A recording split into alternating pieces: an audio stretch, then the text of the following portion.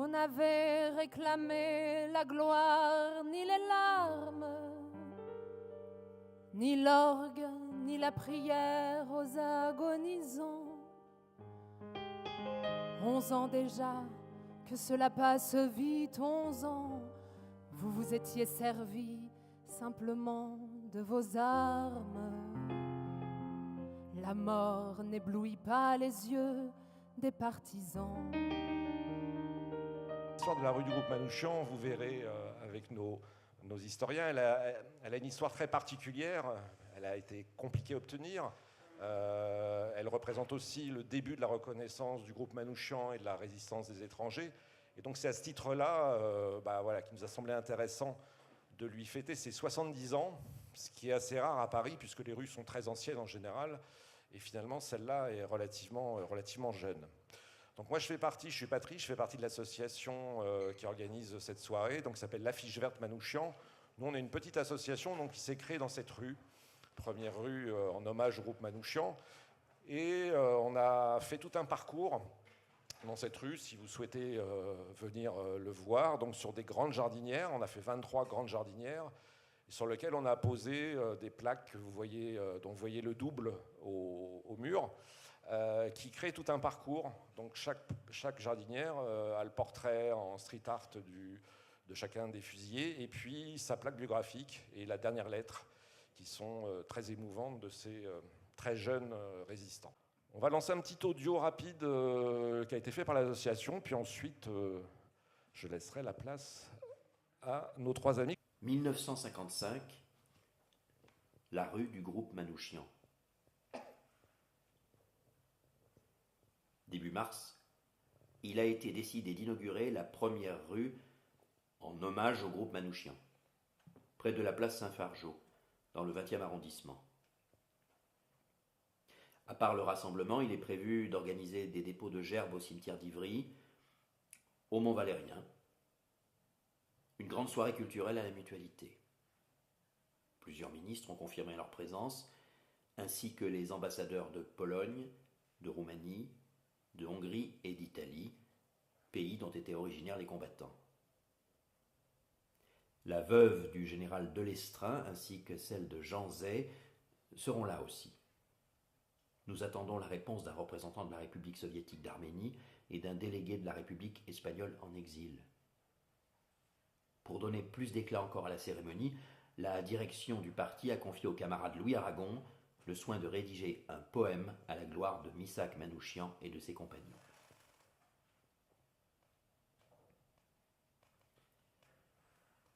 Cette efficace synthèse, l'écrivain Didier Deninx la prête à un cadre important du PCF dans son roman historique Missak. Le livre est consacré à Missak Manouchian, 1906-1944, poète d'origine arménienne qui, pendant l'occupation, commanda à Paris un groupe important de résistants issus de la main-d'œuvre immigrée, FTP-MOI, unité de la résistance communiste. Le réseau, très actif, fut malheureusement démantelé, principalement à la mi-novembre 1943, par la brigade numéro 2 des renseignements généraux français. 22 des 23 résistants furent fusillés le 21 février 1944, au Mont-Valérien, tandis qu'Olga Bansik fut, elle, décapitée à Stuttgart le 10 mai suivant. Cet épisode terrible, ce sacrifice, serait-il aujourd'hui oublié si Aragon, comme Deninx nous le rappelle, n'était donc entré en jeu pour l'inauguration, le 6 mars 1955, d'une petite rue méconnue du 20e arrondissement, celle formée en 1934 de la réunion de deux impasses et reliant la rue du Surmelin et le haut de l'avenue Gambetta. Le poète Olivier Barbaran écrit à ce propos « Il a suffi à un génie 7 strophes, 35 alexandrins, 420 syllabes seulement pour inscrire à jamais dans la mémoire collective l'un des épisodes les plus bouleversants de la résistance. » Intitulé « Groupe Manouchian », le poème paraît dans l'Humanité la veille de l'inauguration de la rue, le 5 mars 1955. Il trouve sa place à la presque fin du recueil Le roman inachevé, publié l'année suivante, cette fois sous le titre Strophe pour se souvenir. Pour l'écrire, Aragon s'est appuyé sur la bouleversante dernière lettre de Missac à sa femme Mélinée. Le texte est popularisé un peu plus tard par un chanteur alors en pleine ascension, Léo Ferré. Celui-ci le met en musique et en fait le premier morceau de son album Les chansons d'Aragon, sorti chez Barclay en 1961. Il l'intitule L'affiche rouge. C'est qu'en effet, la capture puis l'exécution en 1944 de ces 23 résistants donna lieu alors à une importante opération de la propagande allemande. Le chiffre de 15 000 exemplaires est évoqué pour une affiche qui fut placardée principalement sur les murs de Paris. Jouant la carte de l'antisémitisme et de l'antibolchevisme, l'occupant allemand y fustigeait sur un fond rouge sang une armée du crime, mettant en avant les visages, les origines étrangères et juives ou l'affiliation au Parti communiste de 10 membres du groupe, mais aussi les photos de leur arsenal de sabotage et de 2 de leurs victimes, membres de la police française collaborant avec les Allemands.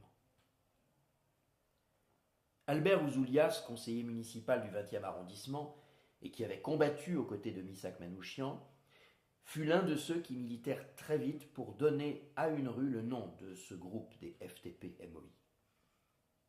L'inauguration, le 6 mars 1955, fut un événement. Si Aragon était absent, la foule et les personnalités étaient nombreuses. Dans Missac, Didier Deninx reconstitue le décor, évoque une tribune tendue de noir, les haut-parleurs accrochés dans les arbres dépouillés, égrenant les noms des héros. Le poème lu par un comédien. Les présences du mythique colonel Roll Tanguy, des ministres Justin Godard et Marcel Paul. Celle aussi, à ce moment la plus anonyme, de la famille Aznavour ou de Henri Krasuki, futur secrétaire général de la CGT. La mémoire du groupe Manouchian ne fut pas aussi tranquille que la petite rue inaugurée en 1955. 30 ans après, le film pétri d'humanité de Moscou Bouko-Lévy, des terroristes à la retraite, rassemble les témoignages touchants de 7 survivants. Jacques Farber, Charles Mitzflicker, Jean Lamberger, Raymond Kojitsky, Gilbert Weisberg, Abraham Reisky et Boris Olban. Mais jette un doute sur une possible responsabilité des cadres du PCF dans la chute de Manouchian et des siens. Présenté au Festival de Cannes en 1983, dans le cadre de Perspectives du cinéma français dont s'occupait un proche du PCF, puis Grand Prix au Festival de Grenoble, le film n'est pourtant pas diffusé à la télévision. Le PCF, s'estimant diffamé, fit pression sur Antenne 2 pour que cela ne se produise pas. Simone Signoret, qui était une des voix off du film, s'en émeut, mobilise ses réseaux, notamment l'écrivain Georges Semprin et le cinéaste Costa Gavras. Le président Mitterrand, peu désireux de voir son septennat associé à l'idée d'une censure, exprime son impatience. Le film est finalement diffusé en juin 1985.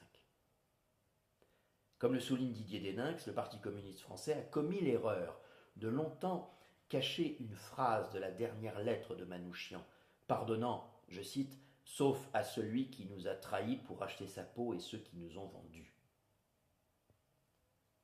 Et l'écrivain Didier Deninx continue. Après enquête, je suis persuadé que Manouchian vise Joseph Davidovitch, responsable politique des détachements au FTP-MOI qui a parlé, livré des noms lorsque la police a menacé de torturer sa femme. En censurant cette phrase, durant 40 ans, le Parti communiste a créé un soupçon qui n'avait pas lieu d'être. Depuis, les archives policières ont été ouvertes et les historiens ont invalidé la théorie selon laquelle la direction du PC avait trahi. Ce que confirme l'historienne Annette Wieworka. Elle dit « La surveillance policière suffit à expliquer la chute des FTP-MOI ». Bien, merci pour cette introduction très riche qui déjà pourrait susciter une introduction très forte déjà. Merci de votre présence et de votre invitation. Donc, comme je l'ai proposé tout à l'heure à Patrice, je vais peut-être présenter les intervenants. Donc, il y en a déjà un qui a été présenté, c'est celui qui n'est pas là et que vous retrouverez bientôt. Donc, Pierre Ouzoulias, le fils d'Albert Ouzoulias, petit-fils d'Albert Ouzoulias et vice-président du Sénat, sénateur communiste des Hauts-de-Seine. Je continue par les Hauts-de-Seine en passant par-dessus Zoé, donc avec Jean-Baptiste Romain qui est le référent pour le Mont Valérien, le site du Mont Valérien, donc qui est évidemment un site décisif puisque c'est là notamment que Missak Manouchian et ses camarades et bien d'autres furent fusillés le 21 février 1944. Et donc je termine par Zoé Grimberg. Zoé Grimberg qui est historienne, qui est agrégée docteur en histoire et qui a... Parmi ses travaux, je cite notamment son travail de thèse qui a porté beaucoup sur les juifs communistes. Et donc, ça n'a rien d'incongru à plusieurs titres, la présence de Zoé Grimberg ce soir, pour plein de titres, mais notamment parce qu'on a dit que c'était la soirée autour du groupe Manouchian. La rue s'appelle Groupe Manouchian. Et comme vous le savez, si Manouchian n'était pas juif, beaucoup de ses camarades l'étaient eux. Et puis par ailleurs, les travaux de Zoé Grimberg ne se sont pas cantonnés à cela. Et donc, on est très heureux, évidemment, que Zoé Grimberg soit là pour toutes ces casquettes et pour toutes ces raisons. Donc, et puis, oui, il y a un petit mot pour moi, puisque je crois que j'ai été invité avec la casquette directeur de la maison Elsa Triolet Aragon, puisque Aragon a longtemps vécu à Paris, pas dans le 20e arrondissement, mais comme locataire, et que, le dernier appartement parisien où il est décédé était en face de Matignon en 1982, mais François Mitterrand, dont on a parlé de l'impatience, a été impatient de le supprimer et d'en faire l'état-major de l'armée, donc il n'est pas été conservé. En revanche, la maison dont il était propriétaire, elle demeure et elle est à Saint-Arnoux en Yvelines, et vous pouvez la visiter dans ce qui était la Seine-et-Oise et ce qui est désormais les Yvelines, à la frontière entre les Yvelines et l'Essonne. Bien, ceci étant rappelé, on a beaucoup de questions à évoquer. Je vais commencer peut-être par le plus simple. La soirée s'appelle donc « Les étrangers dans la résistance, une reconnaissance enfin ». Commençons peut-être progressivement, commençons par les étrangers.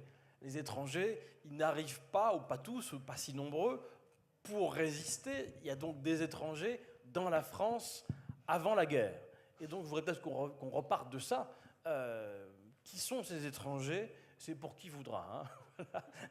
Qui sont ces étrangers qui sont en France? Combien sont-ils et d'où viennent-ils? Enfin voilà, qui sont ces étrangers qu'on retrouve dans la France des années 30, avant d'arriver à la guerre? Oui, alors bon, les étrangers, c'est large. Si on prend les étrangers peut-être communistes, bon, pour rappeler quand même le contexte de la France après la Première Guerre mondiale, c'est un pays qui a perdu beaucoup d'hommes, comme beaucoup de pays, et qui va encourager d'abord une immigration dite économique, même si il faut se méfier de ces termes-là, parce que l'immigration n'est jamais qu'économique. En tout cas, la France va encourager l'immigration d'un certain nombre d'individus pour construire le pays. Et parmi ces individus, il y a aussi tout ce qu'on a longtemps appelé l'immigration plutôt politique, mais qui ne s'y réduit pas du tout. Et donc il y a énormément de gens qui viennent de nombreux pays, donc des Italiens antifascistes qui fuient l'Italie fasciste à partir de 1924, des Espagnols plus tard qui fuient l'Espagne de Franco, et beaucoup, donc ceux que moi j'ai étudiés, de juifs, principalement polonais, disons, dans les frontières de l'époque, qui sont des juifs qui fuient pour des raisons multiples, en fait, qui sont vraiment à cheval entre des raisons économiques liées à une politique antisémite en Pologne et des raisons politiques liées à pour beaucoup d'entre eux, leur engagement dans des partis politiques interdits. Pas nécessairement le Parti communiste d'ailleurs, ce sont des gens qui ont pu être engagés dans des partis interdits en Pologne, comme le Bund, qui était un parti socialiste marxiste non bolchevique, important, et donc contre l'Union soviétique, et qui prônait une nationalité juive en diaspora. Et il y a aussi des Arméniens qui sont arrivés plus tôt que ces vagues d'immigration que je cite là, qui sont des vagues, les trois vagues que j'ai citées là, c'est plutôt des gens qui arrivent à partir des années, disons, moitié des années 20, les Arméniens sont arrivés, donc, dans le cadre de Misak Manouchian, par exemple, après la Première Guerre mondiale. Donc Misak Manouchian, c'est un orphelin, et donc c'est des vagues d'immigration qui suivent en fait le génocide des Arméniens après la Première Guerre mondiale. Et parmi ces groupes d'immigrés, donc ceux que je cite sont principalement politiques, une partie d'entre eux va s'engager à son arrivée en France dans le Parti communiste. Si tu veux juste avant d'aller là, si je me permets, qu'on voit les vagues, et je parle sous ton contrôle, on a donc une immigration très forte dans les années 20 à tel point qu'on a peut-être le taux d'étrangers par rapport à la population qui est parmi les plus élevés de l'histoire française récente. En 1931, lorsqu'il y a un recensement, on a vraiment une espèce de pic. Il y a donc une immigration très forte qui est consécutive à ce que tu dis, c'est-à-dire la Première Guerre mondiale et les invalides et les morts, et d'une part. Et puis après, dans les années 30, avec le retournement de conjoncture, il y a une politique très forte d'expulsion. Peut-être qu'on peut en dire un petit mot. Oui, effectivement. Donc la France des années 30, c'est pas que la France du Front populaire, c'est aussi la France, dans les travaux d'historiens, qu'on décrit beaucoup comme une France à un moment donné assez xénophobe en fait dans ces années-là, avec de la xénophobie qui se développe dans tous les milieux sociaux, mais y compris dans les mouvements ouvriers, y compris au Parti communiste d'ailleurs, et qui s'explique par cette conjoncture économique, la crise économique et cette idée répandue, qui est toujours répandue aujourd'hui, que les étrangers volent le travail des Français, mais surtout qu'ils acceptent des conditions de travail qui intéressent les patrons et qui se font au détriment des Français. Et donc, un des buts justement de certains partis politiques qui essayent d'organiser ces étrangers, c'est de demander à ces étrangers d'être solidaires de leurs amis travailleurs, de leurs camarades travailleurs français, pour éviter la xénophobie au sein des partis politiques de gauche et du mouvement ouvrier de gauche et créer une vraie solidarité. Parce que cette xénophobie, elle existe pas qu'à droite, ni à l'extrême droite. Elle existe vraiment aussi du côté du mouvement ouvrier de gauche. Parmi les militants. Parmi les militants. Et il y a des expulsions, effectivement. Alors, des expulsions qui sont liées à des statuts, c'est-à-dire qu'une partie de ces immigrés qui arrivent en France n'ont pas le droit d'être là, quand même. Donc, ils entrent de manière plus ou moins légale en France, parfois avec souvent un visa de tourisme, par exemple, qui ne permet pas de travailler, qui ne permet pas en fait, de vivre, en théorie. Et donc, ces gens-là travaillent souvent. Ce qui se passe, c'est qu'il y a un peu une conjonction de plein de facteurs qui les fragilisent, ce qu'on appelle, qui les rend vulnérables dans cette France des années 30. C'est que c'est des gens qui n'ont souvent pas forcément le droit de travailler. Et il y a une idée aussi sous-jacente en France dans ces années-là qui consiste à dire que les étrangers n'ont pas le droit, normalement, de s'engager dans la vie politique. Enfin, on attend d'eux qu'ils respectent les règles de la France, ne deviennent pas des agitateurs politiques. C'est des non-dits, c'est un peu... Et donc, quand on est un étranger qui n'a pas le droit de travailler, qui travaille, qui milite, et dans des partis qui sont ciblés par certains gouvernements, on est fragilisé.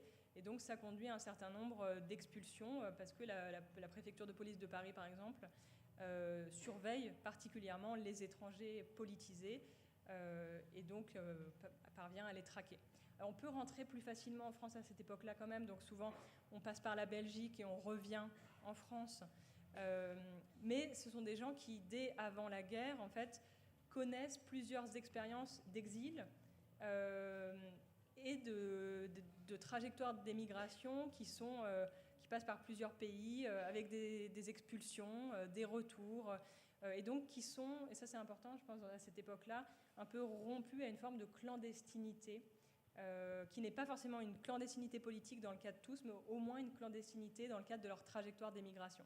Ça, c'est très important à avoir en tête, je pense, pour comprendre ensuite leur engagement pendant la guerre à ces étrangers-là. C'est une de leurs spécificités, et ce qui peut expliquer une précocité. On va y revenir. Juste, je vous lis un petit passage qui est dans l'Humanité en 1935. C'est Paul Vaillant-Couturier qui signe cet éditorial. Je lis un petit extrait. « Il y a deux sortes d'étrangers, les bons et les mauvais. C'est du moins la bourgeoisie qui l'affirme. Il ne se passe pas de jour, en effet, que dans ses journaux, elle ne se lamente sur la crise du tourisme et de l'absence des voyageurs étrangers en France, d'une part, et de l'autre, ne se plaignent que les ouvriers étrangers retirent le pain de la bouche des ouvriers français. Autrement dit, il n'y a pas en France assez d'étrangers riches et il y a trop d'étrangers pauvres. Cela donne tout de suite une idée de la relativité de la fameuse formule « la France aux Français, chère aux fascistes ». Soyez un étranger riche, la France vous appartiendra, que vous soyez escroc, roi déchu, espion, russe blanc ou chef fasciste préparant des attentats.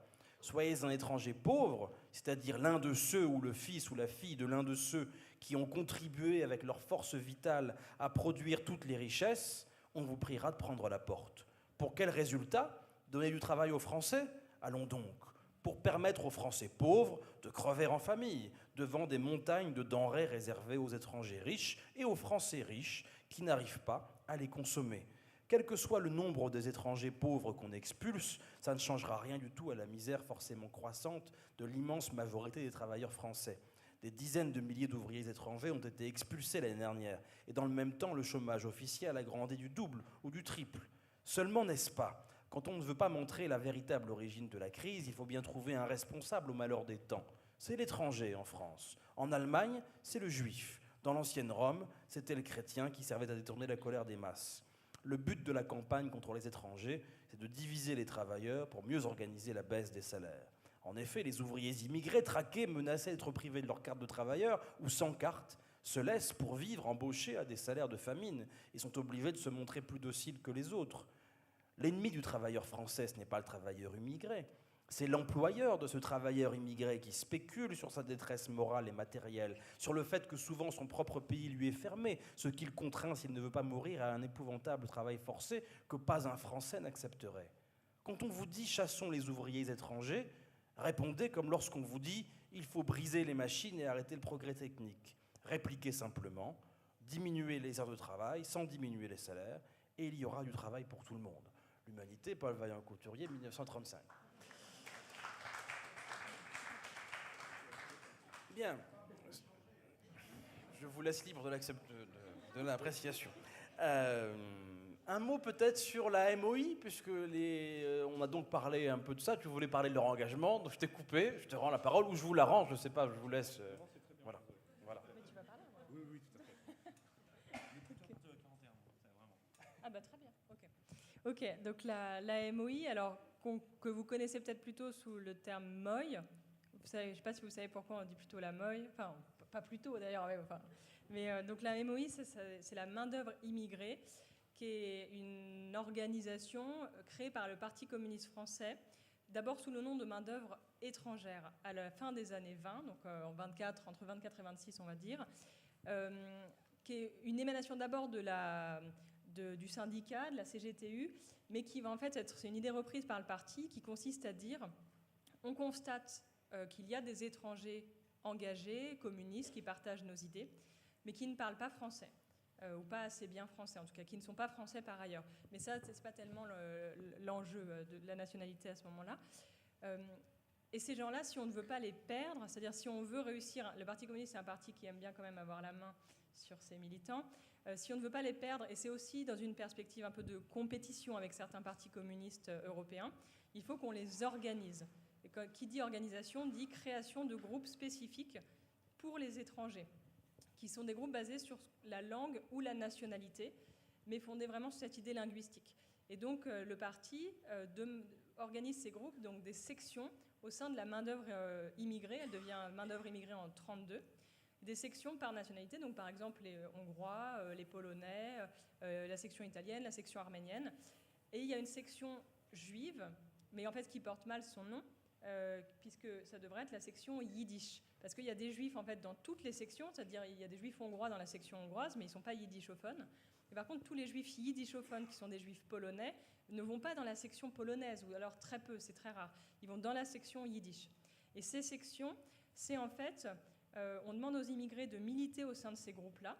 On leur dit, vous militez entre vous sur une partie de votre temps, c'est-à-dire que vous militez entre immigrés parce que vous partagez entre immigrés et entre gens qui parlent la même langue les mêmes problèmes. Donc ça, c'est des questions que vous devez traiter au sein de ces sections-là, mais vous devez adhérer aux cellules du parti, aux cellules françaises. Il ne faut pas confondre, c'est vraiment pas une idée de... Il ne s'agit pas pour le parti de dire on va exalter les spécificités.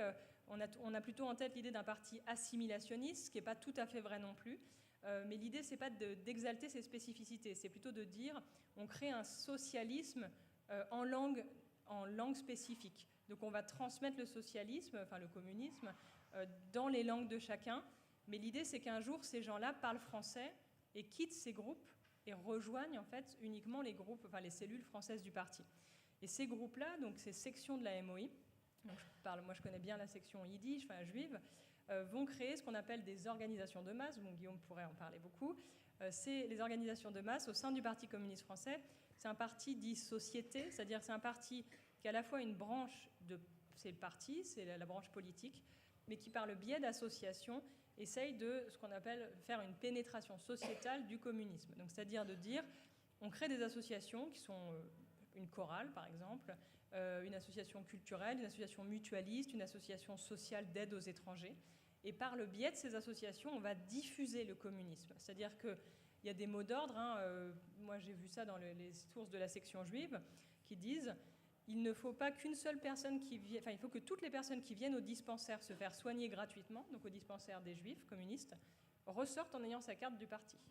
C'est la règle. Donc ça ne marche pas en réalité, mais c'est un peu la règle. Donc c'est pas gratuit, quoi. C'est vraiment cette idée de diffusion du communisme.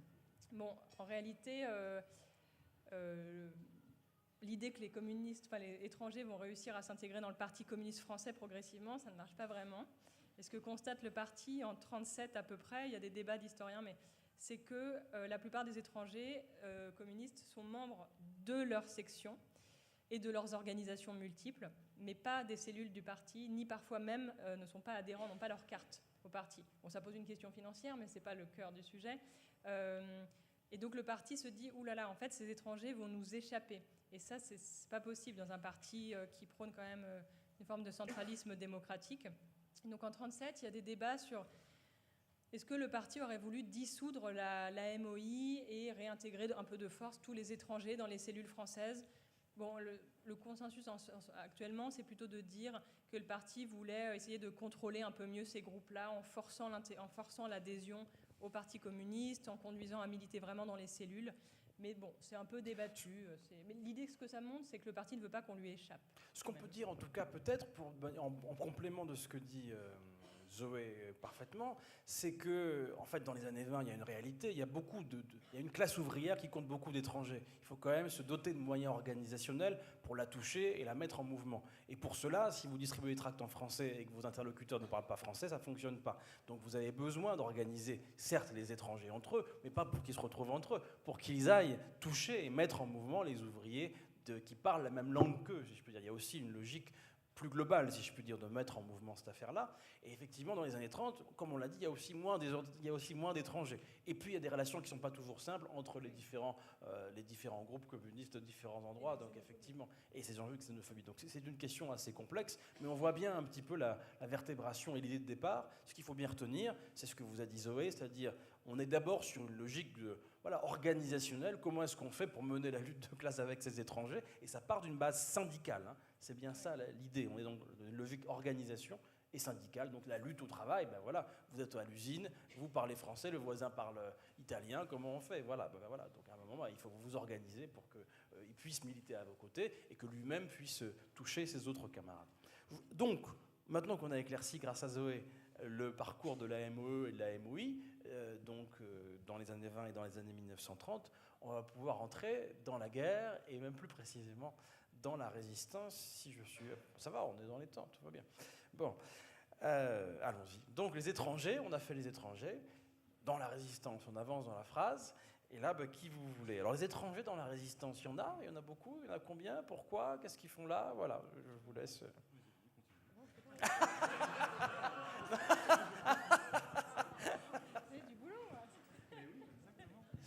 Zoé m'a dit qu'elle était épuisée parce que Zoé, elle est dans son activité multiforme. J'ai dit tout à l'heure que les juifs, etc. Mais là, une thèse sur les juifs communistes. Mais là, elle a participé à un grand colloque qui était organisé au Parlement et au Lila, justement consacré à la question des femmes dans la résistance. Et donc elle m'a dit tout à l'heure, et vous voyez par ailleurs qu'elle a un ventre un peu présent, elle m'a dit tout à l'heure, je suis épuisée. Donc je propose de force que ce soit Jean-Baptiste Romain qui réponde à la question. Et puis voilà. Au début, tu réponds à tout ce qui est répression et tout, qui est moins mon truc. Alors vas-y. Okay, mon autorité étant battue en brèche, Zoé, vas-y. Le Parti communiste n'est plus ce qu'il était en termes de... C'est ce que je vois. Alors, les étrangers dans la résistance, je pense que la réponse à faire, c'est qu'il y en a partout, c'est-à-dire dans tout, si on ne parle pas que des communistes. Hein. Il y a des étrangers dans tous les mouvements de résistance, et on peut se poser la question, dans les mouvements, dans les réseaux, alors sur la différence entre mouvement et réseau, je rappelle peut-être vite fait, la résistance, en gros, est structurée en plusieurs types de formes de résistance. Les mouvements de résistance, le mouvement, c'est un peu trompeur, c'est pas de la résistance très organisée, c'est des gens qui, par exemple, commencent à tracter assez tôt pendant la résistance, qui ne sont pas organisés militairement et qui n'ont pas de lien direct au début avec Londres, notamment avec la France libre.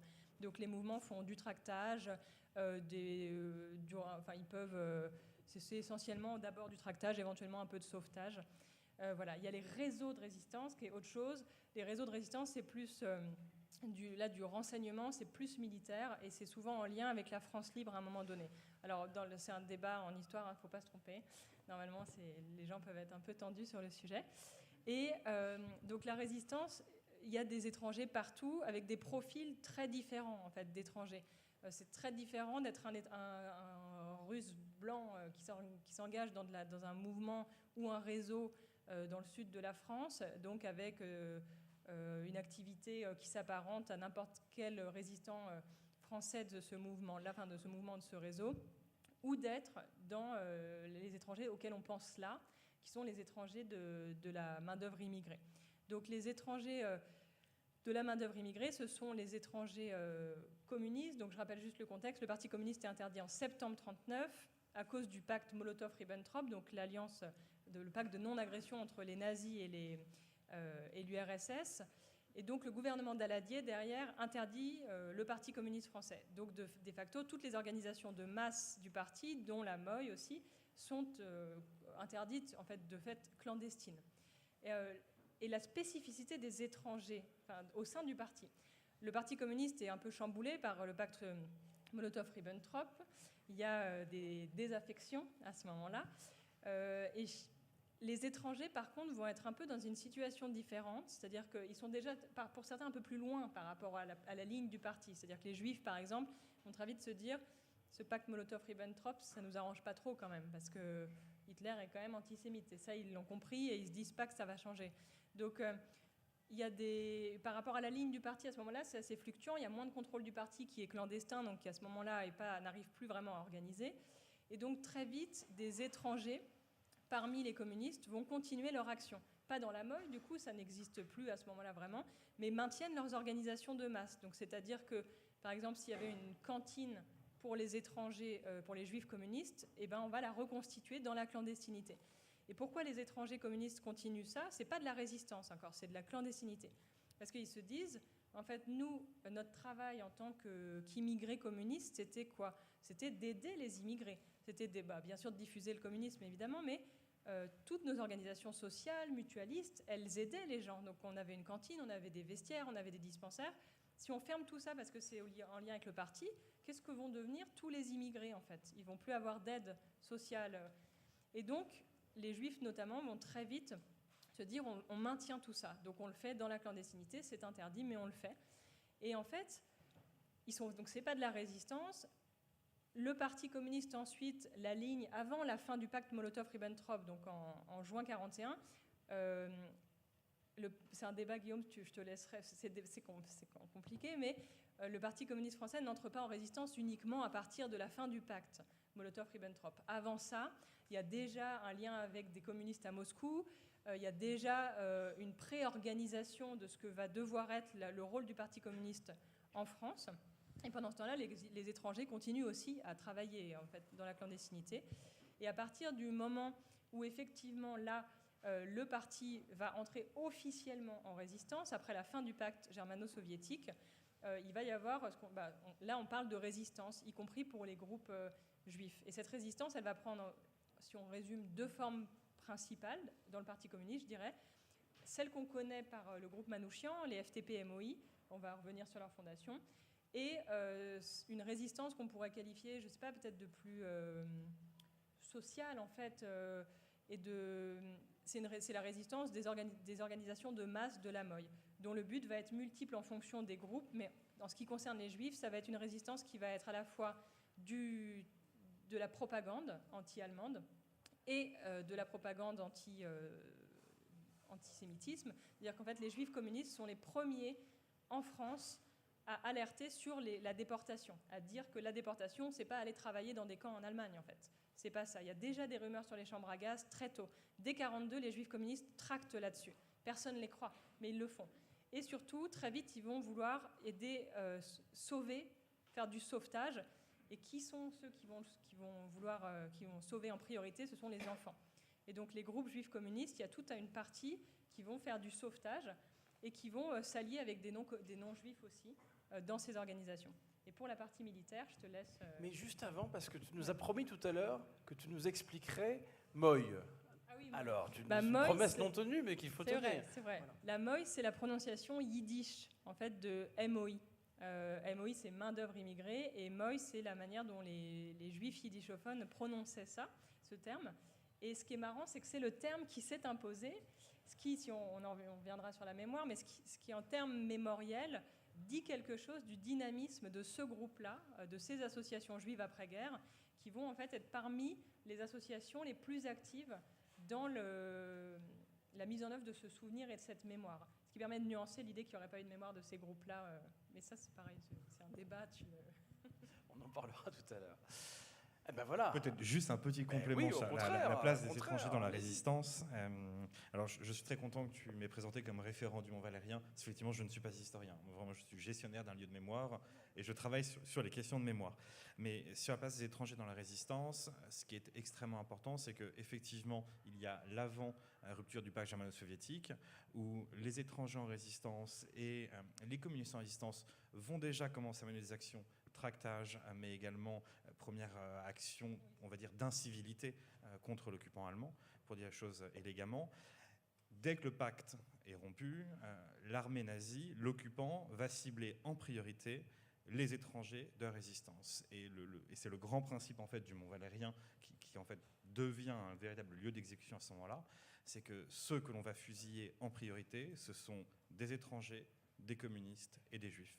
Et donc on va cibler directement, automatiquement, ces groupes qui sont constitués pendant l'entre-deux-guerres, effectivement, appuyés sur le Parti communiste, qui sont déjà constitués et qui, en plus, sont une cible, ou en tout cas un véritable problème dans une France occupée, parce qu'ils sont déjà constitués en réseau presque militaire, à ce moment-là, dès l'été 41, en fait.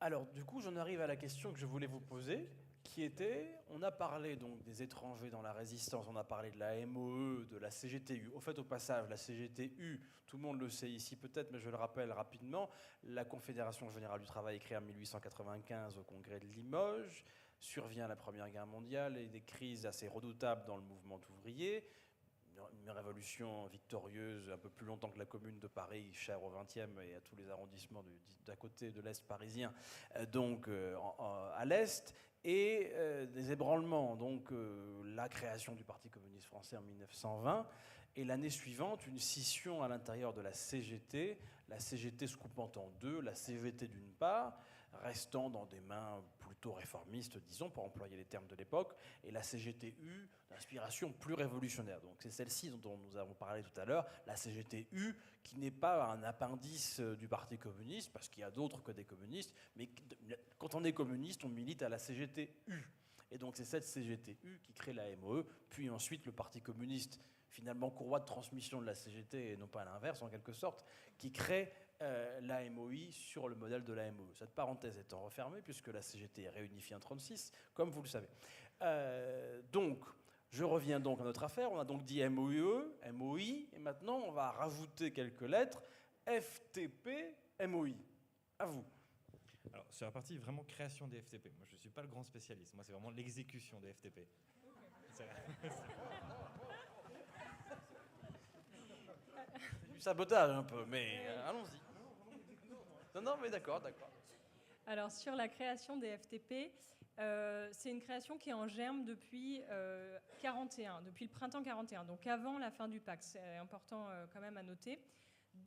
avant la fin du pacte, il existe déjà des groupes, disons de jeunes gens, au sein du parti, qui font partie notamment de l'organisation spéciale, et qui font notamment du sabotage à ce moment-là, et des jeunes qui commencent à vouloir s'organiser. Et en fait, au printemps 1942, le parti va décider la création officielle, cette fois, enfin officielle, clandestine bien sûr, mais de ce qu'il appelle les francs-tireurs partisans. Et parmi ceux-là, il y a les francs-tireurs partisans français et les francs-tireurs partisans MOI ou MOI.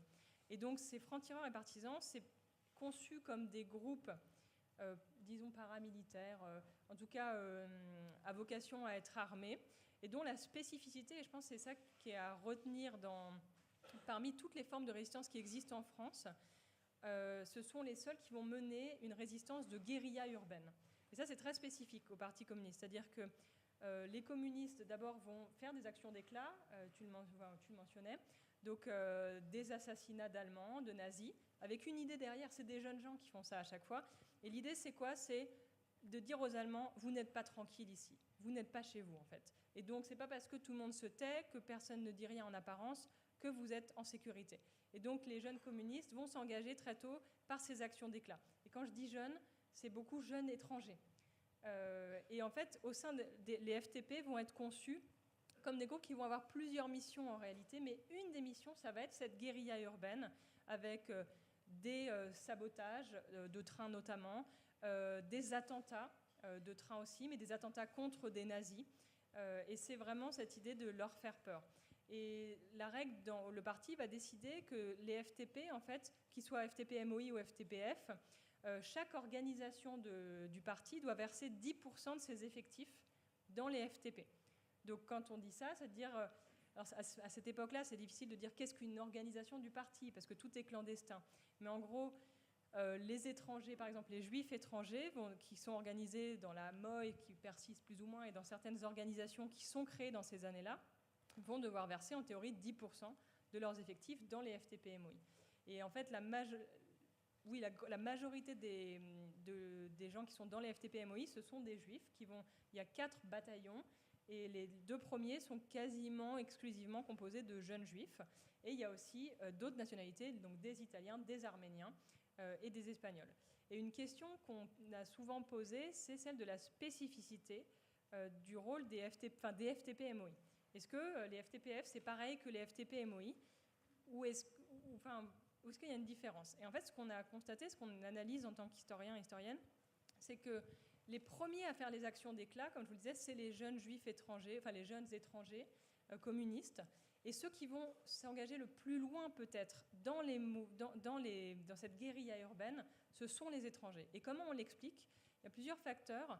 Mais par exemple, si on prend le cas des Arméniens et des Juifs, un des points communs entre ces deux groupes, c'est la connaissance des persécutions, des pogroms dans le cas des Juifs, du génocide des Arméniens dans le cas des Arméniens, et donc une forme de mémoire des violences étatiques, qui crée aussi une mémoire et en fait une méfiance vis-à-vis des États, une méfiance vis-à-vis de ce qui peut arriver aux minorités. Au-delà de ça, il y a chez les Italiens et les Espagnols, mais aussi chez les Juifs qui étaient déjà engagés chez eux,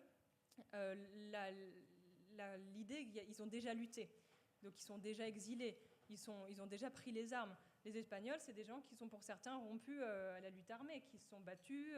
Donc les Espagnols qui reviennent, il n'y avait pas que des Espagnols d'ailleurs, il y avait plein d'étrangers pendant l'entre-deux-guerres et plein de Français, en tout cas plein d'Européens qui sont partis se battre en Espagne. Et donc, tous ces étrangers-là, par exemple, ont souvent aussi une expérience de lutte pendant la guerre d'Espagne. Et donc ça joue beaucoup dans la spécificité de ces groupes qui nous permettent d'expliquer, en tout cas c'est un des facteurs explicatifs de leur engagement à la fois plus précoce que les Français de souche, disons, et plus, pas violent, mais peut-être... s'ils osent quand même des choses que d'autres n'osent pas. Oui, et ils se mettent en danger. Enfin, ouais. Même si, parce que je ne l'ai pas dit, vous m'avez présenté, c'est vrai, hein, comme directeur de la Maison Zatrioli à Aragon, mais par ailleurs, moi j'ai travaillé en histoire, j'ai fait une thèse sur les jeunes communistes, donc je vais tirer la couverture vers les jeunes. Et en l'occurrence, avant les étrangers, il y a quand même les bataillons de la jeunesse, en l'occurrence avec Albert Ouzoulia, et le premier attentat contre un officier nazi, c'est bien sûr Pierre Georges, pour défendre les Français, bien que je ne sois pas tout à fait complètement de tous les côtés de ma famille, français depuis beaucoup de générations, mais quand même, pour défendre les Français d'ici, le premier à avoir abattu un office nazi, enfin, c'est bien sûr Pierre Georges, le colonel Fabien, 22 août 41, métro Barbès-Rochechouart. Bien. Et là, c'est un jeune. C'est un jeune, dans le cadre des bataillons de la jeunesse. C'est ça qui est intéressant sur la jeunesse aussi. La jeunesse, je pense que tu pourrais en parler plus, mais il y a cette idée de... Enfin, faut pas penser la résistance comme un truc où on a conscience à fond des risques, où on se dit, là, je vais mesurer, est-ce que je vais aller le tuer, je sais pas trop. Il y a aussi ce côté, on est jeune, on y va, on sait pas trop, et finalement... Il y a maintenant, on a aussi beaucoup montré que beaucoup d'arrestations étaient liées à une forme d'insouciance de la jeunesse, avec des jeunes garçons à qui on dit t'as plus de contact avec ta famille, et qui en fait rentrent chez eux pour embrasser leur mère et sont pistés, et toute la famille est arrêtée eux aussi, ou qui vont voir leurs copains. Enfin, en fait, la jeunesse, c'est aussi une insouciance qui permet d'aller au-delà du danger, et c'est un des autres facteurs explicatifs. Et longtemps, j'ai dit, et en fait, quand on regardait le groupe Indocient, c'est plus compliqué que ce que je vais vous dire et que j'ai dit, mais que je vous dis quand même, c'est que, et qui n'est pas complètement faux, même si c'est moins vrai que ce que je pensais, c'est que, en l'occurrence, les jeunes, si vous voulez, ils n'ont pas d'enfants. Et donc, ça change beaucoup de choses. Ça veut dire que vous pouvez y aller, si je peux dire. Si jamais vous disparaissez, vous ne vous dites pas, je ne peux pas faire ça, parce que sinon, qui va nourrir le petit, etc. Vous voyez ce que je veux dire? Ça donne une plus grande liberté, une plus grande disponibilité à l'action, parce que vous n'avez pas ces espèces de contraintes. Voilà, donc ça reste un peu vrai, même si, quand on regarde, parfois, ils ont quand même... On peut en trouver quand même. Non, mais là où c'est vrai aussi, c'est par exemple, si on prend un parallèle avec la persécution, quand on essaie de comprendre qui sont... les gens qui ont été, enfin les juifs notamment, qui ont été déportés plus que les autres. Et on s'aperçoit qu'en fait les plus vulnérables, c'était ceux qui avaient une famille, en fait ceux qui avaient des vieux parents par exemple, parce que quand on a des vieux parents, on laisse pas ses vieux parents. Et donc voilà, ceux qui ont des enfants, à moins de cacher les enfants, mais si on cache pas les enfants, on se fait déporter que les enfants. Et si on est jeune et qu'on peut se cacher, c'est plus facile. Et donc c'est vrai que ça joue quand même cette jeunesse et cette absence d'attache, même si on a des parents, etc. Mais on peut plus s'engager, ça joue. Merci alors de ce soutien. La fiche rouge. La fiche rouge. C'est bon. Alors, la fiche rouge. Voilà. Ok, donc en fait, il faut que je me réveille maintenant. Très bien.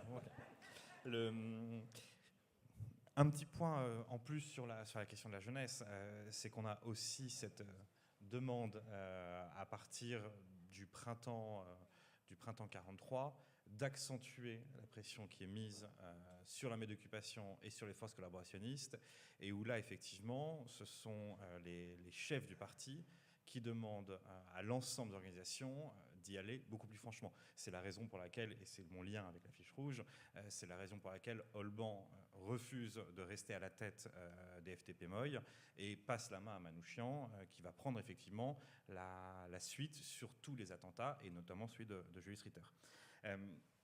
La fiche rouge... Non, c'est trop. Ritter, un mot quand même, parce que tout le monde ne l'a pas, Ritter. Dites-moi, parce que c'est impressionnant, Ritter. Un mot, Ritter. Un mot, d'accord. Alors, en plus, j'y allais venir avec la fiche rouge. Ah bon, très bien. Donc, non, mais c'est parfait. Allons-y.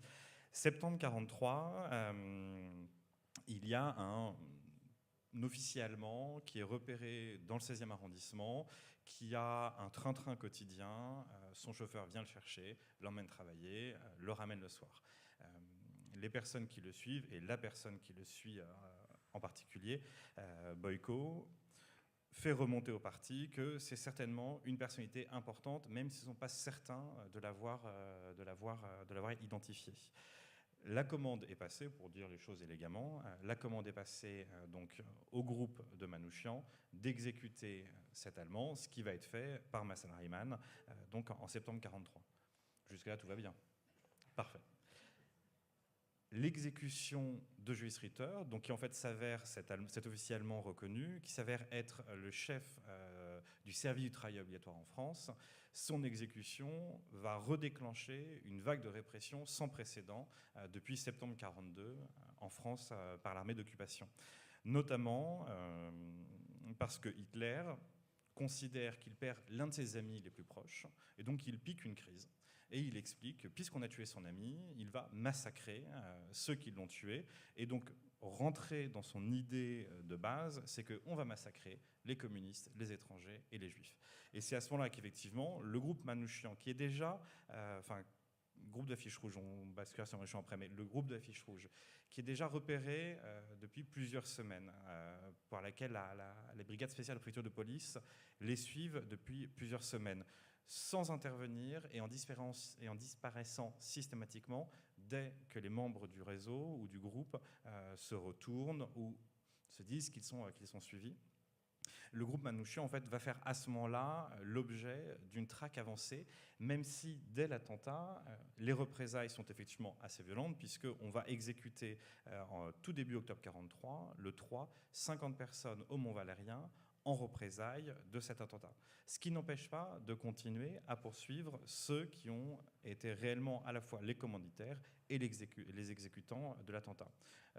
Petit point sur l'exécution d'octobre 1943, puisque je vous disais que c'est une répression sans précédent depuis un an en France occupée.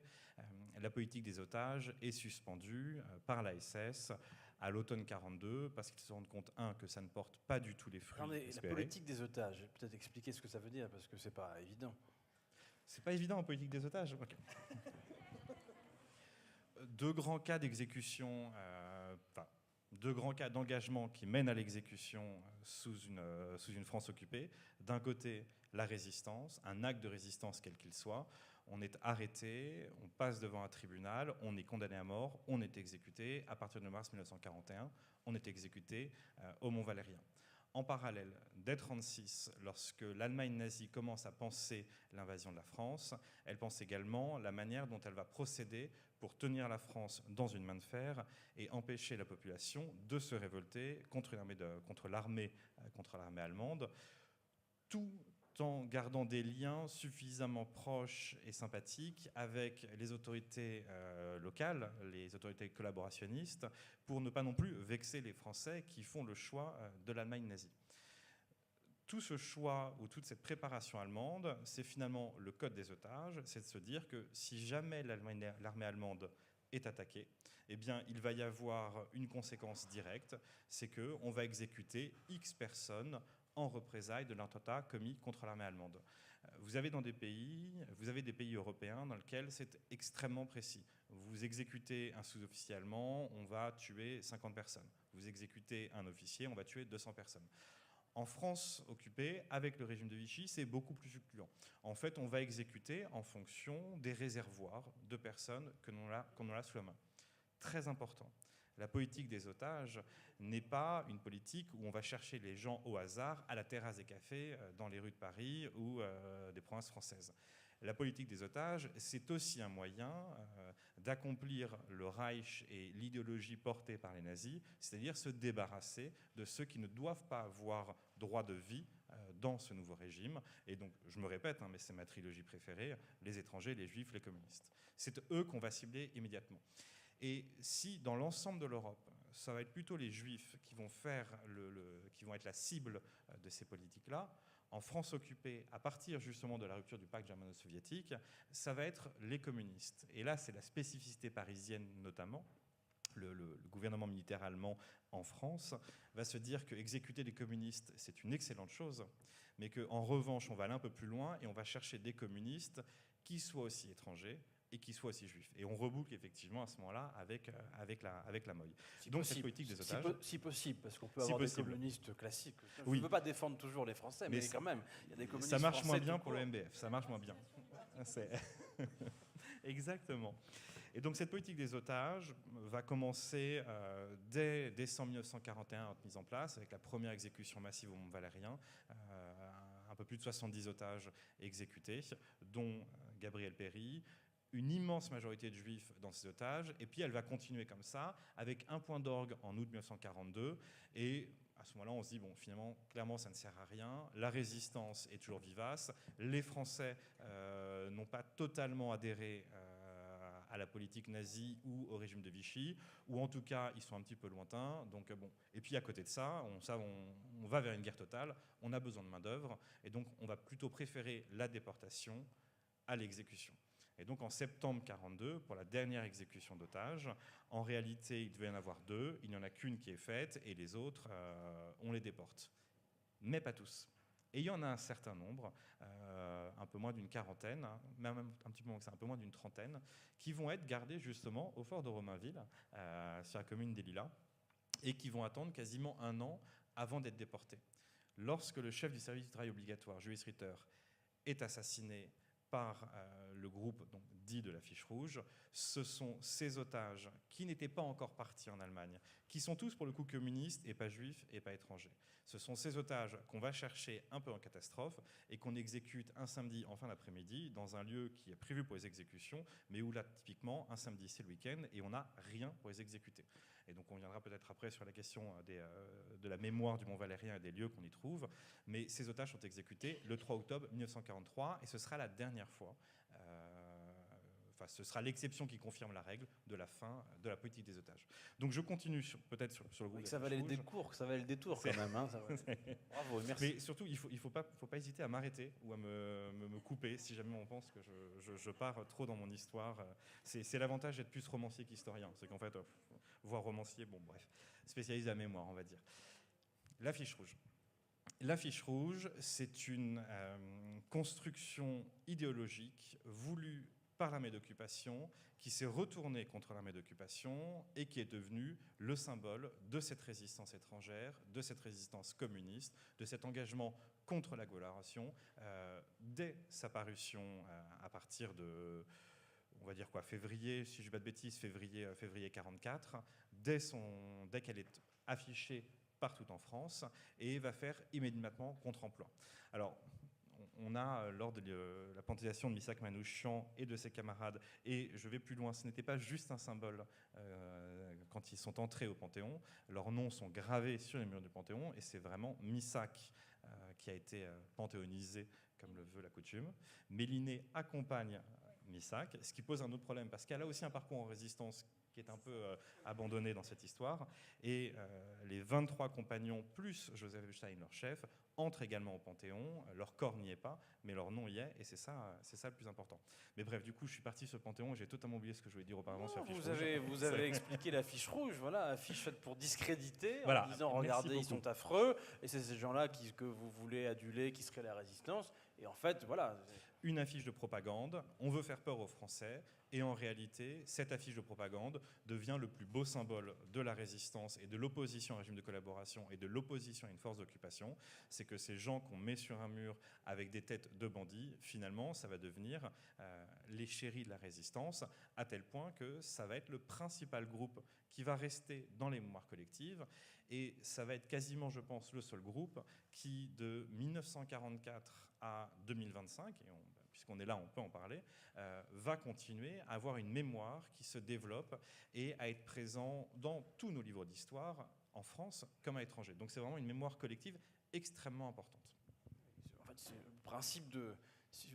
Quand des escrocs dénoncent des escrocs, on se dit que peut-être ce sont des gens bien. En réalité, c'est ça le principe. Les amis de mes amis sont mes ennemis. Voilà, bref. exactement, c'est quelque chose dans ce type-là. Si je peux ajouter sur la tête de bandit, c'est intéressant parce que sur la Fiche Rouge, les nazis ont fait exprès de choisir les plus typés des jeunes qui avaient été arrêtés.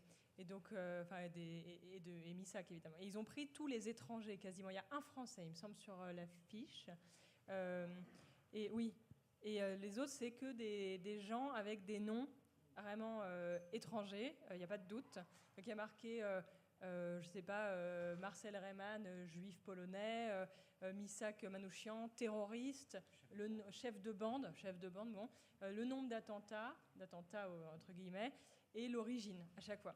Et en fait, s'ils ont ces têtes de bandits, ce qui me semble quand même intéressant, c'est quand même qu'ils ont été tabassés et que en fait, ils n'ont pas pu se raser et tout ça. Donc forcément, bah oui, ils sont bruns, ils ont de la barbe, ils sont négligés, ils ont oui, c'est ça.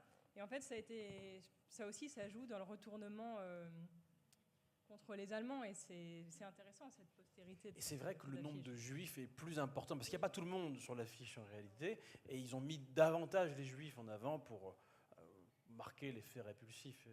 Sur l'affiche, il y a marqué l'armée du crime et le sous-titre des libérateurs, voilà. Donc, des libérateurs pour l'interrogation, l'armée du crime, voilà. Vous croyez que c'est des libérateurs, en fait c'est l'armée du crime, voilà. N'oubliez pas la bande. On a encore la bande à Bono, la bande à tout ça. Il faut voir ce que ça veut dire, cet imaginaire derrière tout ça, chef de bande.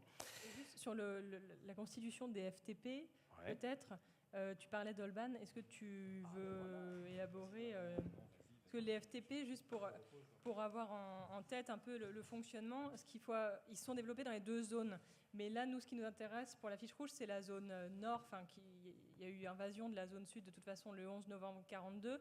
Mais là, les FTP dont on parle, c'est les FTP parisiens, qui sont en fait ceux qu'on connaît le plus aujourd'hui en lien avec la fiche rouge. Donc les FTP parisiens, le chef des FTP-F de toute la région parisienne, c'est Joseph Epstein, qui est donc sur la liste, enfin qui est au Panthéon, mais qui n'a pas été fusillé qui est arrêté avec Missac, mais qui était pisté avec Missac, mais qui n'est pas fusillé en même temps que les autres. Et donc Manouchian, lui, c'est le dirigeant des FTP-MOI. Et ils ont été pistés ensemble. Et par qui ils ont été pistés? Pas par les Allemands, en fait, par les Français. Ce sont les Français, donc tu parlais des brigades spéciales. Les brigades spéciales, c'est un super service de la préfecture de police de Paris. Donc on a pris, quand je dis super service, c'est qu'on a pris les meilleurs flics de la préfecture de police, des renseignements généraux, pour faire ce boulot. C'est des super flics, en fait. Enfin, c'est vraiment, leur boulot, c'est d'être au top du top de la traque. Et donc, en fait, ils traquent depuis des semaines ces groupes-là. Et c'est vraiment les Français qui sont responsables de cette traque et qui arrêtent et livrent aux Allemands. Donc, on n'oublie jamais le rôle des Français. La police française. Et d'ailleurs, 88% des fusillés du Mont Valérien sont traqués, identifiés, arrêtés et livrés aux Allemands, donc par ces fameuses brigades spéciales de la préfecture de police, et notamment la numéro 2. Double tabassage, souvent. Et alors, petit point sur Joseph Epstein, parce que c'est une histoire qu'on aime bien raconter aussi, c'est que s'il n'est pas sur la fiche rouge, au-delà du fait que les Allemands n'ont pas compris qu'ils avaient réellement le chef des FTP entre les mains, c'est que Joseph Epstein, quand il est arrêté, il s'appelle Joseph Estin, il est né à Bordeaux, soi-disant, il a les yeux bleus, il est blond, il a une bonne carrure, et que donc en fait sur l'armée du crime et en tête de brigand, ça va pas du tout en termes de propagande, donc on le retire tout simplement. Alors, on salue l'arrivée du président Ouzoulia, que nous saluons. Monsieur le Président, voilà. Voilà. Libéré de la Bretagne, de la poche de Bretagne. On allait attaquer la mémoire, le dernier tiers. Donc, tu arrives au bon moment.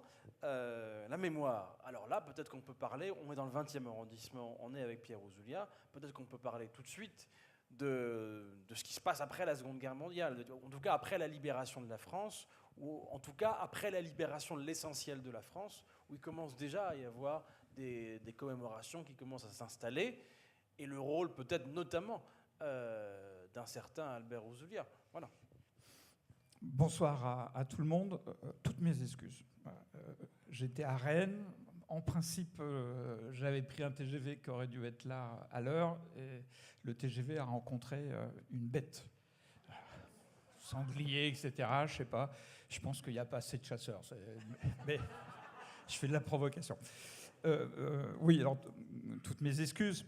Je suis arrivé à un moment où vous parliez de ce qu'était la brigade spéciale numéro 2. Je me permets de compléter. Elle était composée d'inspecteurs qui, dès 1937, avaient été chargés par le gouvernement Daladier de ficher la totalité des militants communistes parisiens. Donc là, 1936, 36, le Front populaire, ça s'achève comme ça. Voilà. Et donc, il y a une espèce de concurrence entre les services de la police de la préfecture et la Gestapo, à qui arrivera à traquer le mieux les résistants communistes. Et bien évidemment, la brigade spéciale a un immense avantage, c'est que depuis 1937, ils ont fait des fichiers, ils connaissent les militants et ils savent qui est en relation avec qui. Sur mon grand-père, 3 jours. Juste 3 jours avant l'arrestation d'Epstein et Manouchian, Epstein rencontre mon grand-père. Voilà. Et bien évidemment, Epstein est poursuivi. Mon grand-père doit l'être. Il passe entre les balles, au propre comme au figuré. Il ne sait toujours pas. Enfin, Aujourd'hui, il est décédé, mais il n'a jamais su pourquoi il n'a pas été raflé dans cet immense coup de filet où quasiment tous les dirigeants ont été pris. En revanche, ce qu'il a su toute sa vie, c'est que si Epstein et Manouchian avaient parlé sous la torture, je ne serais pas là, pour vous le dire. Voilà. Et donc, il avait vis-à-vis de ces deux résistants, Epstein et Manouchian, une espèce de fidélité absolue de la mémoire. Et sans rien nous dire, mon grand-père et ma grand-mère avaient acheté une concession dans le cimetière parisien d'Ivry, juste en face du carré des fusillés, parce qu'ils voulaient accompagner le groupe Manouchian, y compris dans leur mort. Manouchian n'est plus au cimetière parisien d'Ivry, mais mon grand-père et ma grand-mère y sont restés.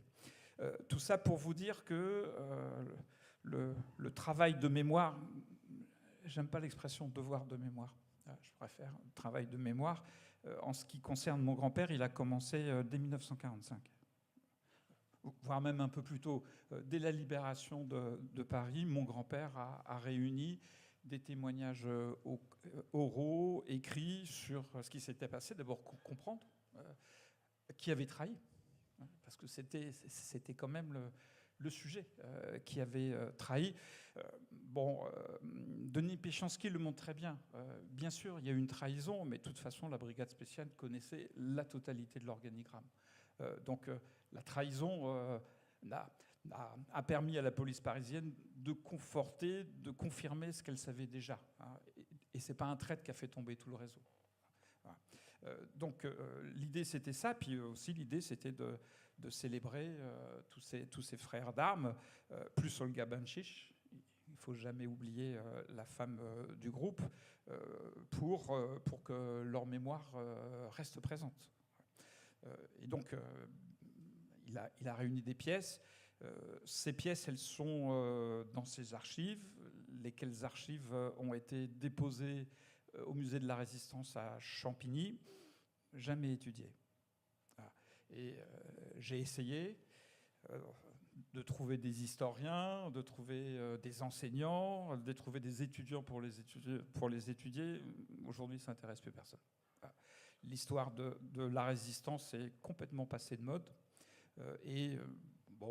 Les étudiants estiment que, compte tenu de la très grande difficulté d'avoir un poste à l'université, et certains ici peuvent en témoigner, il fallait surtout pas se lancer dans une thèse sur la résistance, parce que c'était un sujet sur lequel tout le monde considérait qu'il n'y avait plus rien à trouver, que tout avait été dit, et que de toute façon, ça serait de la compilation et de la répétition. Donc il y a encore des archives au musée de Champigny, mais ailleurs, sans doute aussi dans les familles, je pense.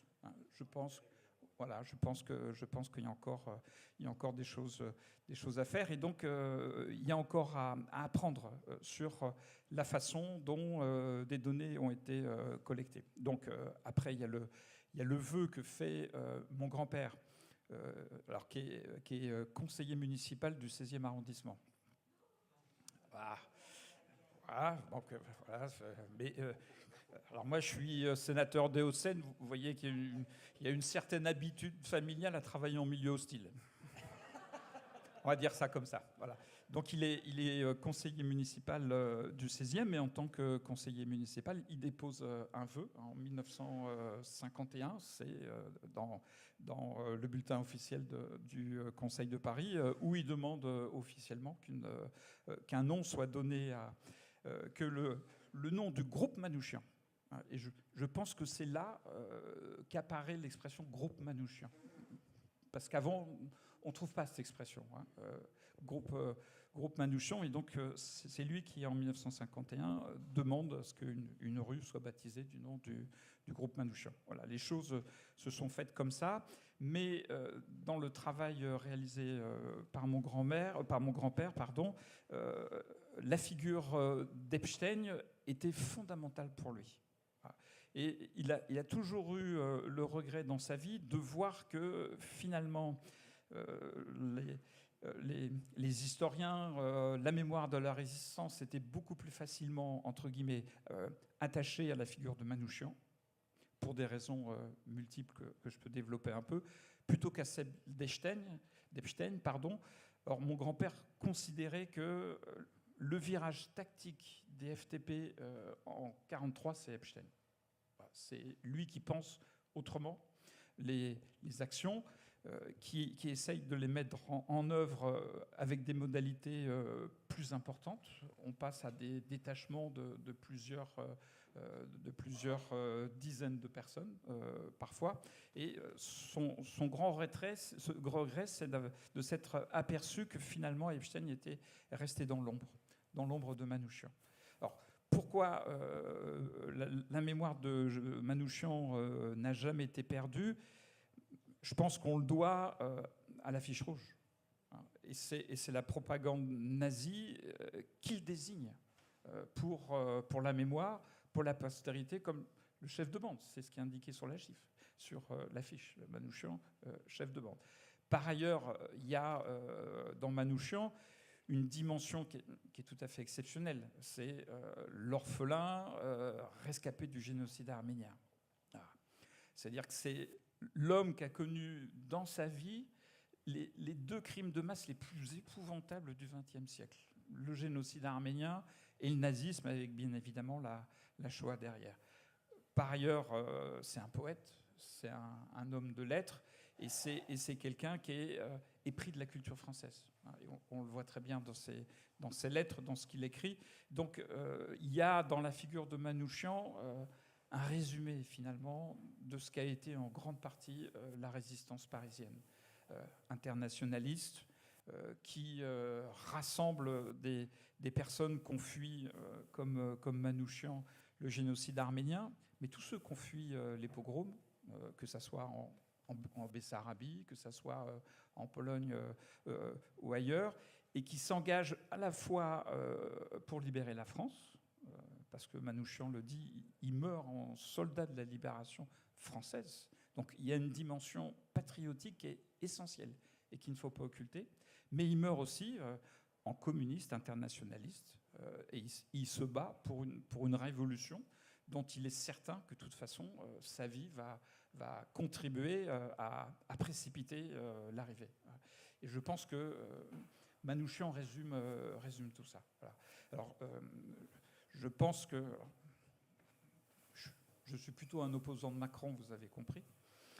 Mais je trouve que le président de la République, dans l'hommage qu'il a rendu au couple Manouchian au Panthéon, le fait de façon tout à fait exceptionnelle. Parce que vous regardez le Panthéon, il n'y a pas un autre dispositif que celui-là. D'avoir mis à l'entrée du caveau numéro 13 la totalité du groupe Manouchian, plus Epstein à la fin. Or, vous l'avez dit très justement, il a été pris avec tout le groupe Manouchian, mais fusillé plus tard. D'avoir rajouté la phrase du poème d'Aragon au-dessus, et puis la phrase de Manouchian à la fin, ça c'est un dispositif tout à fait exceptionnel, qui est complètement unique au Panthéon, et qui, moi j'y suis allé régulièrement, marque très fortement. Les premiers jours de la panthéonisation, il y a eu 5000 visiteurs par jour pour voir le caveau numéro 13. Donc là, il y a eu un moment de fusion nationale, je crois qu'on peut dire comme ça, qui est tout à fait exceptionnel. Et pour parler de la mémoire, c'est une grande réparation de l'histoire. C'est un moment particulier où la mémoire gaulliste de la résistance, qui était celle qui avait été mise en avant par De Gaulle, entre ici, Jean Boulin, vous connaissez la phrase, c'est le moment où la mémoire gaulliste de la résistance fusionne avec la mémoire communiste de la résistance. Voilà. Bon, il a fallu que ça arrive en 2024.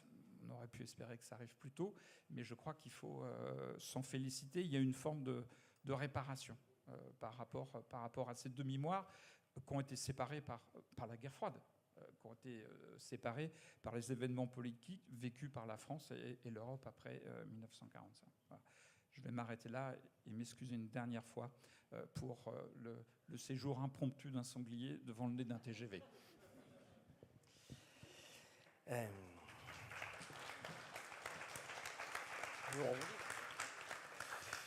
T'as brossé large, hein, donc c'est... Qu'est-ce qui nous reste alors? Qu'est-ce qui nous reste? On va revenir un peu sur... Donc 51, tu as dit le vœu. On pourrait dire que les hommages arrivent très tôt. Paris libéré en août. La France, c'est pas fini, puisque ça se terminera vraiment en décembre. Mais en octobre 1944, déjà, il y a une immense manifestation pour marquer ces moments de liberté. L'Humanité titre 250 000. Et évidemment, il y a des portraits de Manouchian dans cette manifestation qu'on retrouve en octobre. Il y aura vite un rituel qui va s'installer, qui est le rituel à Ivry-sur-Seine. Tu l'as évoqué, puisqu'ils sont installés, ils sont enterrés ensemble au cimetière parisien d'Ivry-sur-Seine.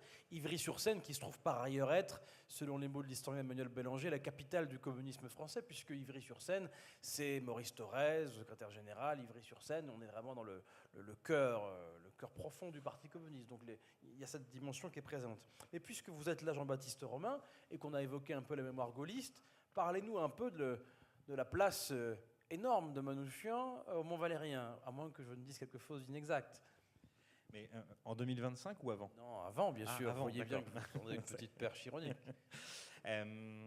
Alors, en réalité, c'est pas si ironique que ça, parce que vous évoquez les manifestations d'octobre 44. Il faut évoquer la journée d'hommage à la résistance francilienne menée par De Gaulle pour la Toussaint 44, le 1er novembre. Le jour où il se rend au Mont-Valérien, au fort de Vincennes et au cimetière d'Ivry-sur-Seine. Et il reprend en fait exactement le chemin qui a été fait par toutes ces manifestations à la fois politiques, à la fois idéologiques et puis surtout proches, familiales et intimes qui sont faites depuis la libération du 25 août 44, et je prêche pour ma paroisse, du 26 août 44 pour le Mont-Valérien. Il faut imaginer que lorsque De Gaulle arrive au Mont-Valérien, il traverse la Seine et il est accueilli par une foule immense qui va l'accompagner des berges de la Seine jusqu'à la clairière des fusils. Il sait ce qui s'est passé au Mont-Valérien, il a demandé un certain nombre de rapports pour connaître le nombre de fusillés du Mont-Valérien, donc on connaît exactement, c'est très important pour l'histoire, le nombre de fusillés dès l'automne 44, qui est bien loin des 4500 qu'on évoque régulièrement pour le Mont-Valérien. Et lorsque le général de Gaulle arrive au Mont-Valérien, il sait qui compose cette foule immense qui l'accueille et qui sont les fusillés du Mont-Valérien, et il sait que ce sont dans leur immense majorité des communistes, et que donc ceux qui sont là pour monter avec lui jusqu'à la clairière, ce ne sont pas ses camarades, ses combattants de la première heure qui l'ont suivi à Londres, ce n'est pas la 2e DB, ce n'est pas la première défense libre, ce ne sont pas les compagnies de libération, ce sont les familles de ceux qui ont été fusillés au Mont-Valérien, et que ce sont donc des familles communistes qui viennent accompagner le général de Gaulle pour rendre hommage à leurs proches. Et cette image va très fortement marquer le général de Gaulle. Et donc déjà à ce moment-là, il a cette conscience que les fusils du Mont-Valérien représentent quelque chose d'extrêmement important, et que s'il y a bien un endroit en France qui peut évoquer ce qu'a été la résistance pendant la Seconde Guerre mondiale, et qui peut réunir toute une nation autour d'un symbole fort du martyr de la résistance, c'est le Mont-Valérien. Et c'est pour ça qu'il annonce qu'il va créer en ce lieu un lieu de mémoire consacré à la Seconde Guerre mondiale. Le problème, c'est qu'entre cette première vision marquante de novembre 44 et l'inauguration d'un premier mémorial en novembre 45, puis l'inauguration d'un mémorial définitif en juin 1960, eh bien, on oublie un petit peu qui sont les fusillés du Mont-Valérien, et on reste uniquement sur non plus la mémoire de la résistance de la Seconde Guerre mondiale, mais sur la mémoire de la Seconde Guerre mondiale. Et là, effectivement, on fait totalement abstraction de la réalité des engagements de la Seconde Guerre mondiale, et on fait totalement abstraction de ces engagements intimes, de ces engagements communistes, de ces engagements étrangers, de ces engagements juifs, au profit d'une mémoire très traditionnelle, les soldats de la campagne de France, les troupes coloniales, les résistants, les déportés, les hommes, les femmes, etc. Mais aucun lien avec les fusillés, aucun lien avec les fusillés du Mont-Valérien, et aucun lien avec les communistes. Et donc il faudra effectivement attendre 2024 pour que cette mémoire collective qui s'est créée autour de l'affiche rouge, autour de la dénomination de la rue Groupe Manouchian, autour du chant de l'affiche rouge, que cette mémoire intime reprenne la place qui lui est due. Et quand je dis 2024, c'est une place nationale, parce qu'en réalité, cette place, le Mont-Valérien la récupère dès 2016, au moment où un nouveau directeur, ceux qui me connaissent savent que je suis une affreuse groupie de cet homme-là, qu'un nouveau directeur prend le Mont Valérien entre ses mains et décide de rappeler que le Mont Valérien n'est pas un lieu de la mémoire gaulliste, le Mont Valérien est un lieu de mémoire intime, d'une mémoire nationale de la résistance, et que les communistes ont toute leur place, voire une place plus importante que De Gaulle. Donc depuis 2016, il a fallu 8 ans pour que cette mémoire soit rappelée jour après jour aux dizaines de milliers de scolaires et de visiteurs qui viennent chaque jour, et qu'on leur rappelle qu'il y a petite personne qui s'appelle Missak Manouchian, qui est exécuté un 21 février 1944. Ça marche tellement bien que dès 2019, notre ministre délégué aux anciens combattants décide de faire une cérémonie dans la clairière du Mont Valérien, uniquement centrée sur la mémoire de ceux dits de l'affiche rouge, avec le chœur d'armée française qui chante pour la première fois au Mont Valérien de manière très officielle et rediffusée sur les réseaux du ministère des Armées, donc je vous laisse imaginer ce que ça veut dire, le chant de l'affiche rouge. Il faut attendre la patience et le soutien de personnes comme le sénateur Ouzoulias ou l'ambassadrice d'Arménie de l'époque pour relayer aussi cette mémoire, et que finalement cette volonté d'un site devienne une volonté partagée par suffisamment de personnes pour qu'on en arrive à une entrée en Panthéon. Et le plus important, c'est que le jour où Missak Manouchian entre au Panthéon, en fait, il a repassé une nuit au Mont Valérien, ces quelques heures qui ont précédé son entrée au Panthéon, au Mont Valérien, sur son lieu d'exécution. Alors, pour être tout à fait honnête avec vous, j'étais totalement opposé à l'idée de voir Manouchian de retour dans la clairière. Je militais ardemment pour qu'il vienne reposer dans la crypte et qu'enfin on se débarrasse d'une mémoire purement gaulliste et qu'on ait une mémoire de la résistance et des engagements de la Seconde Guerre mondiale absolument complète dans cette crypte du Mont Valérien.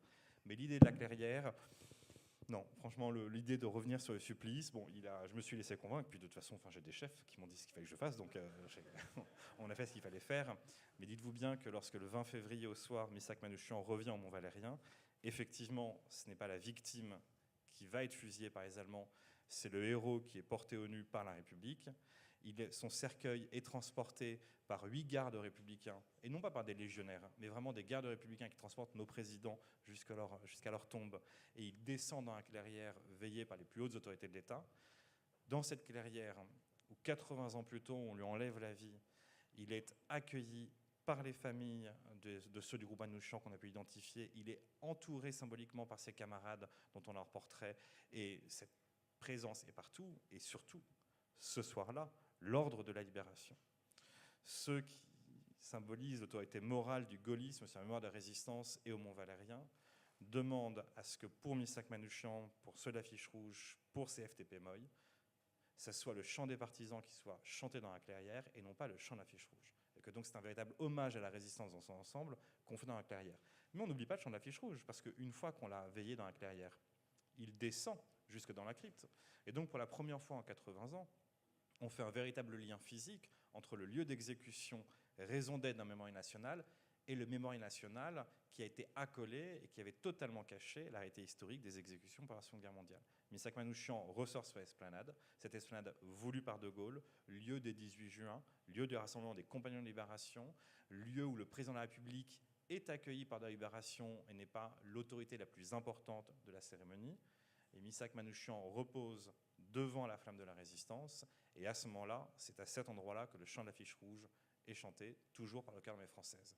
Et que donc l'ordre de la libération accepte officiellement que la clairière devienne un haut lieu de la résistance et que l'esplanade devienne un haut lieu des engagements, quel que soit l'engagement initial, qu'il soit gaulliste, qu'il soit communiste, qu'il soit étranger, qu'il soit juif.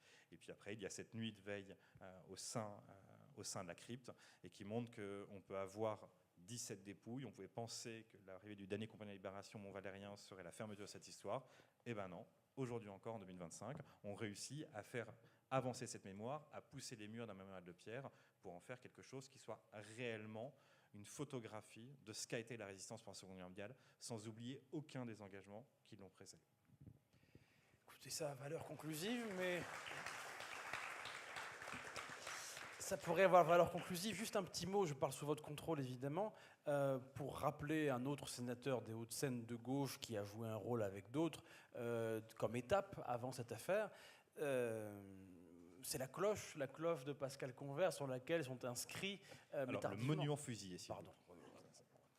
Excusez-moi. excusez-moi, le monument aux fusillés en forme de cloche, voilà, donc de l'artiste Pascal Converse, sur lequel sont inscrits le nom des fusillés, qui ont aidé de rapprocher un petit peu le lieu, effectivement, où ils étaient fusillés, de la crypte, puisque si vous n'êtes jamais allé au Mont-Valérien, on est vraiment écrasé par une immense croix de Lorraine, et vraiment là, bon, sans commentaire, mais je veux dire, parfois on dit les monuments soviétiques, mais enfin là, franchement, on est quand même dans le même genre, hein, c'est vraiment de la cousinade. Et en bas, donc il y a une crypte, et effectivement, cette crypte, il y avait donc vraiment détaché par rapport au monde des fusillés. Donc entre-temps, il y a eu ça, et les sénateurs de gauche des Hauts-de-Seine, qui a joué un rôle avec d'autres, c'était en l'occurrence Badinter, puisque, voilà. Alors maintenant que je dis du bien de Robert Badinter, je veux quand même dire un petit quelque chose, parce que c'est émouvant, ces vers d'Aragon qui sont chantés par le chœur de l'armée française. C'est aussi émouvant parce que on n'oublie pas, parce que je reprends ma casquette que vous m'avez invité comme ça, de la maison Les Attrioles à Aragon, je n'oublie pas qu'en 1948, pour avoir défendu les mineurs qui étaient chargés par l'armée française, Aragon a été déchu de ses droits civiques. Et donc, bon, somme toute, voir Aragon, et puis je rappelle que 82, quand il meurt, François Mitterrand lui refuse le MAV national. Voilà, les obsèques nationales sont refusées à Aragon. Bon ben voilà, je trouve que c'était je veux dire du bien et de Badinter et de Mitterrand, je fais ce que je peux.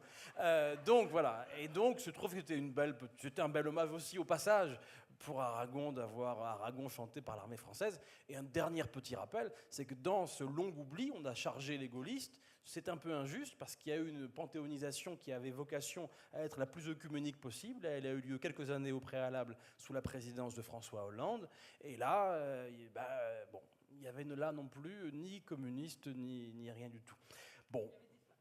Oui, certes, effectivement, c'est un début à tout. Donc voilà, il ne faut pas dire qu'il n'y a que De Gaulle, il y a aussi François Hollande, il faut quand même le rappeler. On a beaucoup parlé, merci beaucoup à vous de votre patience et de votre attention.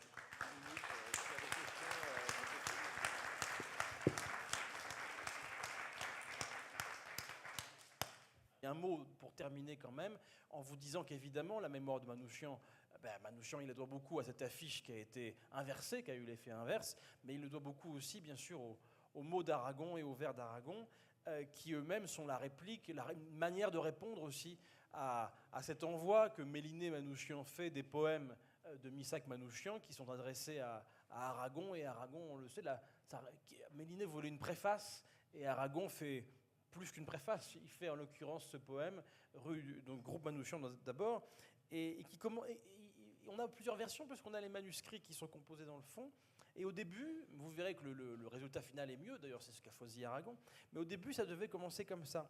Vous étiez 23 quand les fusils fleurirent, dans les tombes d'Ivry je m'en vais vous cherchant, mes frères étrangers qu'habitaient d'autres champs. C'était pas mal non plus, mais vous voyez, ici en l'occurrence, il était lui-même en scène, et on revenait à Ivry-sur-Seine, ce qui aurait rendu un peu caduque finalement le poème d'Aragon, et Aragon a eu la prescience, parce que le poète a toujours raison, il a supprimé Ivry, et désormais Manouchian est au Panthéon avec les siens. Bien, eh bien écoutez, je vous remercie, et puis place à la musique. Vous n'avez réclamé la gloire, ni les larmes, ni l'orgue, ni la prière aux agonisants. 11 ans déjà, que cela passe vite, 11 ans, vous vous étiez servi simplement de vos armes. La mort n'éblouit pas les yeux des partisans.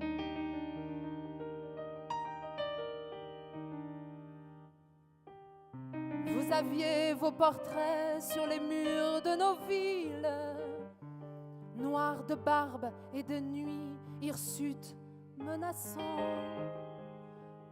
L'affiche qui semblait une tache de sang, parce qu'à prononcer vos noms sont difficiles. Ils cherchaient un effet de peur sur les passants. Nul ne semblait vous voir français de préférence. Les gens allaient sans yeux pour vous le jour durant. Mais à l'heure du couvre-feu, des doigts errants avaient écrit sous vos photos « Mort pour la France ». Et les mornes matins en étaient différents. Tout avait la couleur uniforme du givre. À la fin février, pour vos derniers moments. Et c'est alors que l'un de vous dit calmement: bonheur à tous, bonheur à ceux qui vont survivre. Je meurs sans haine en moi pour le peuple allemand.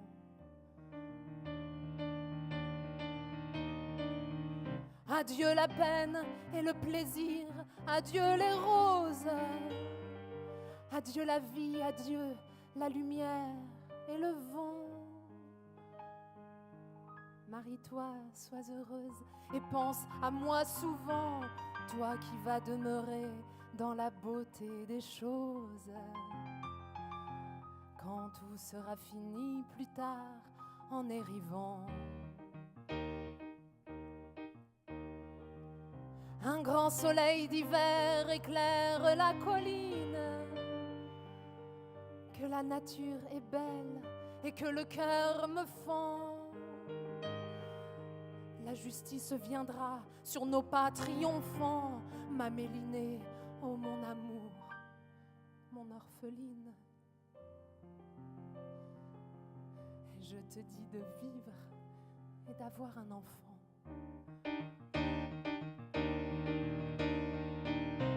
Ils étaient 23 quand les fusils fleurirent. 23 qui donnaient leur cœur avant le temps. 23 étrangers et nos frères pourtant. 23 amoureux de vivre à en mourir. 23 qui criaient la France en s'abattant.